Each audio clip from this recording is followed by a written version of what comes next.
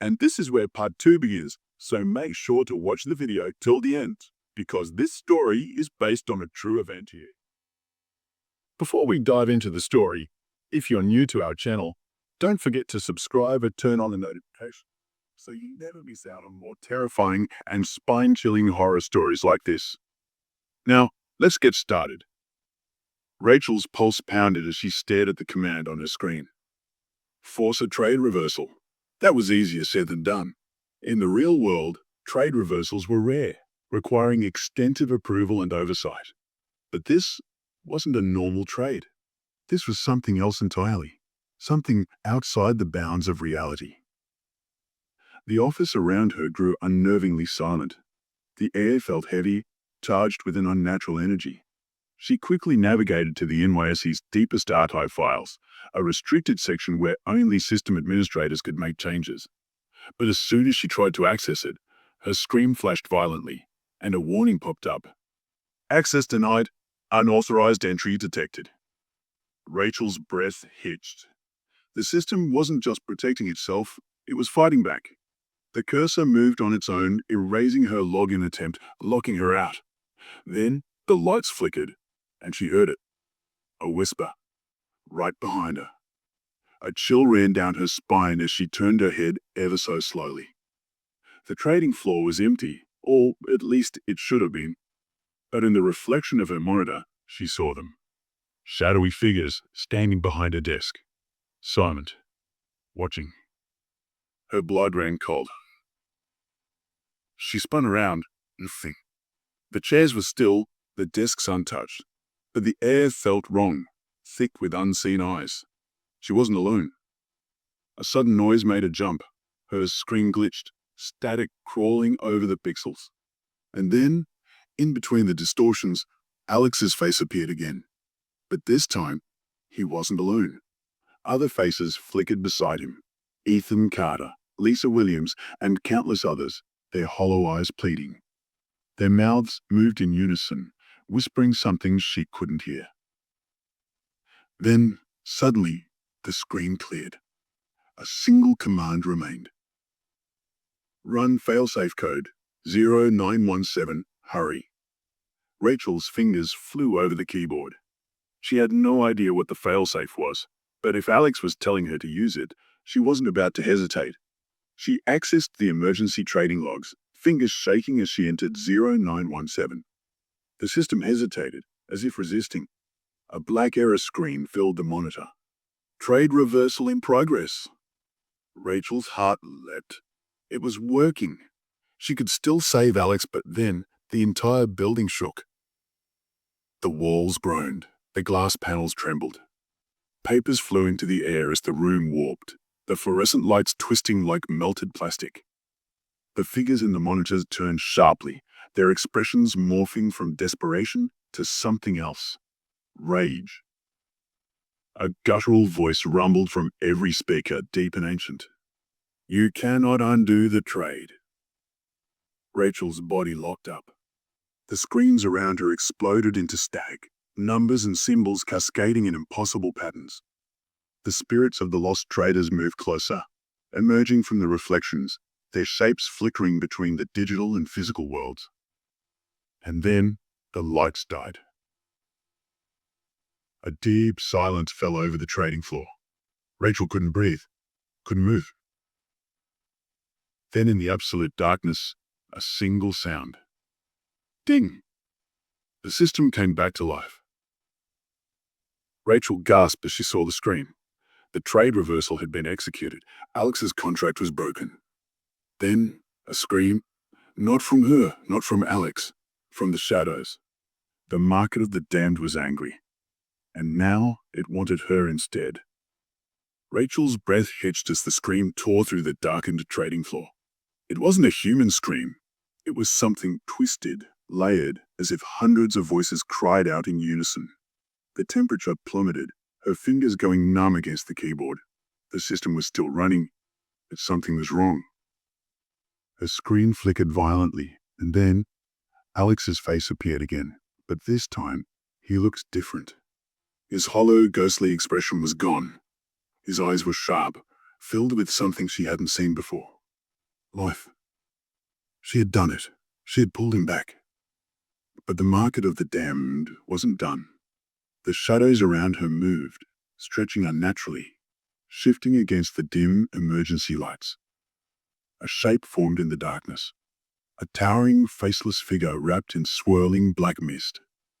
It loomed over her, its presence suffocating. A deep guttural voice growled through the silence. The trade cannot be undone. Rachel's heartbeat slammed against her ribs. The entity, the one controlling this cursed system, was here. It had allowed souls to enter but never to leave. And she had broken the cycle. Alex's voice crackled through the speakers. Rachel, get out, now! Her instincts screamed at her to run, but her body felt frozen in place. The shadowy figure reached for her, its elongated fingers stretching unnaturally, closing the distance too fast. Then, a hand grabbed her wrist. Alex. No longer just a flickering ghost on the screen. He was here. His grip was warm, real, alive. Rachel's breath caught in her throat. Alex? No time, he snapped, yanking her out of her chair. The moment their hands connected, the entire trading floor shifted.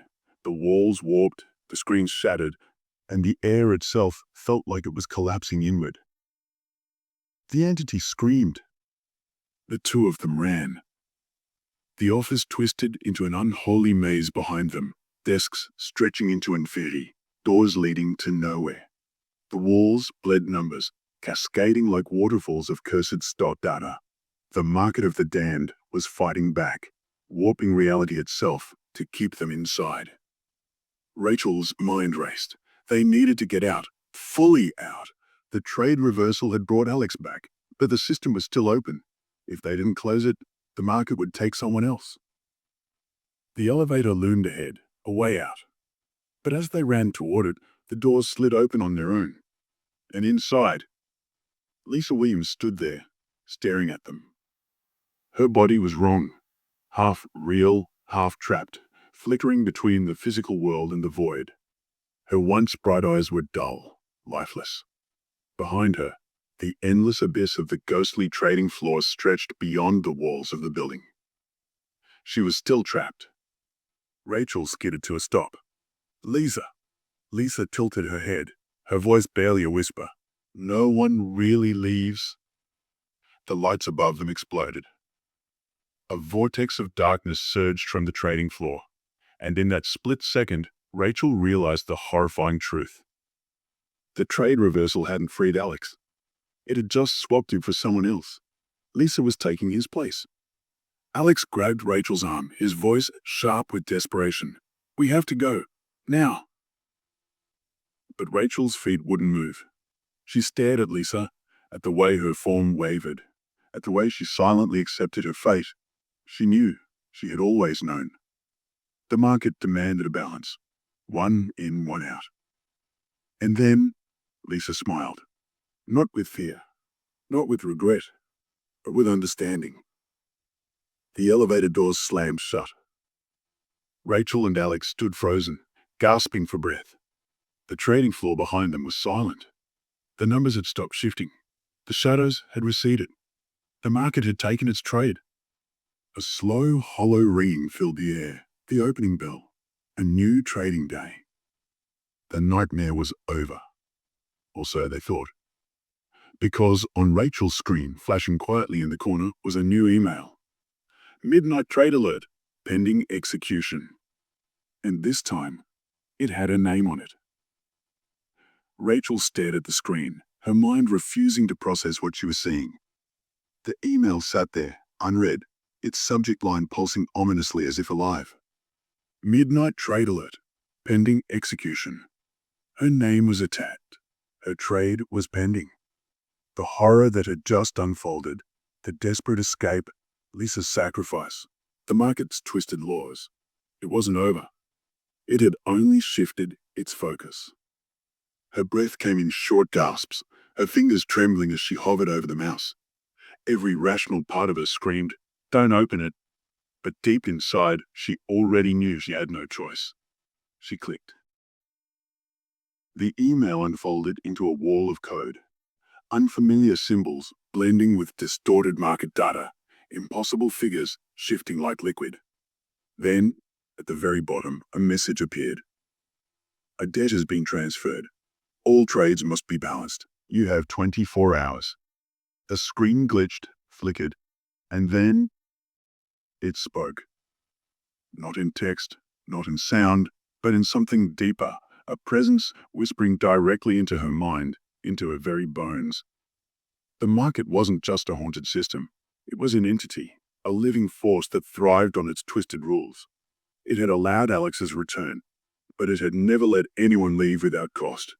Rachel had taken from it, and now it was taking from her. Alex, standing beside her, had gone pale, his hands clenched into fists. No, this isn't happening, he muttered, shaking his head as if trying to wake from a nightmare. He turned to her, his eyes burning with something between guilt and fear. Rachel, we need to fix this. But Rachel wasn't sure it could be fixed. The market didn't play fair. It never had. Lisa had taken Alex's place, but Rachel was next in line. She swallowed hard, forcing herself to think. 24 hours. That was all the time she had before her fate was sealed. What would happen when the clock ran out? Would she vanish like the others? Would she become one of those shadowy figures lurking in the reflections, stuck in an endless loop of cursed trades? A notification popped up. A new stock symbol had been assigned to her. D340917. The same corrupted stock Alex had seen before his disappearance. The same impossible trade. It wasn't just a financial ticker. It was her contract. Her soul, now tied to a trade she had never agreed to make. The market was patient, but it was unstoppable. The office around them was eerily silent. The trading floor, once bustling with the digital hum of machines, now felt dead. And then, slowly, the monitors began to flicker back to life, one by one. But something was wrong. The screens weren't displaying normal stock prices anymore. Instead, they were showing her face.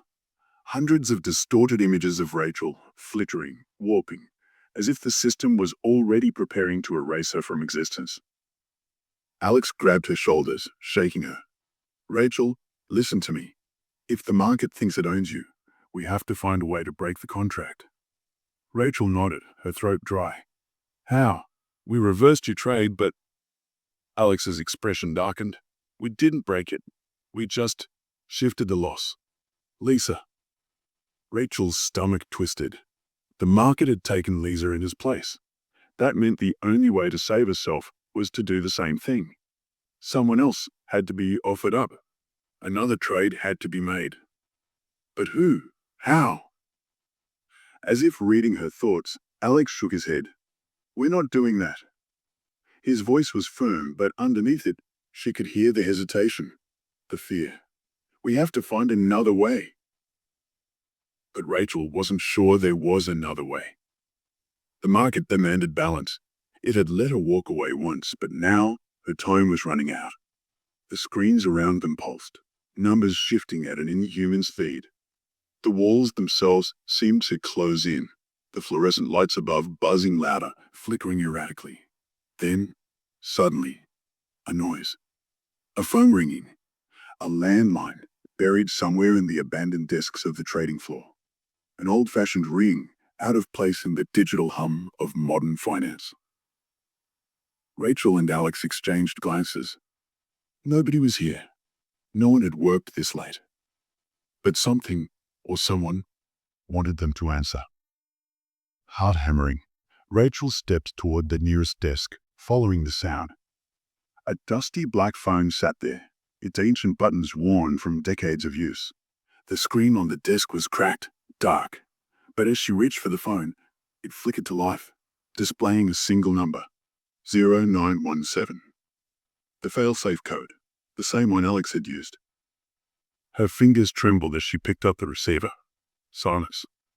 Then a breath. Not her own, not Alex's. Something else was on the line. A voice, distorted, layered, as if coming from multiple speakers at once. You can still choose. Rachel's grip tightened around the phone. Choose what? she whispered. The line crackled. Then, who takes her place? Her blood turned to ice. She was right. The market needed a trade. It wouldn't just let her walk away. It was giving her an option, a loophole. Someone else had to take her place, a name, a sacrifice. Alex was shaking his head furiously. Rachel, don't. We are not playing its game. Rachel could barely hear him. Her pulse thundered in her ears. She had 24 hours. A single choice. Trade someone else, or be taken herself. The market was waiting. Rachel's grip tightened around the phone, her knuckles turning white as the distorted voice repeated its demand. Who takes your place? The question echoed in her mind, weaving into the very fabric of the nightmare she was trapped in. She could feel Alex watching her, his breath shallow, his expression a mix of fear and desperation. He knew what she was thinking. The market wasn't just offering her a way out. It was testing her. It was forcing her to become part of the system. She wanted to scream, to throw the phone away, to reject the deal outright. But the weight of reality pressed down on her like a crushing force.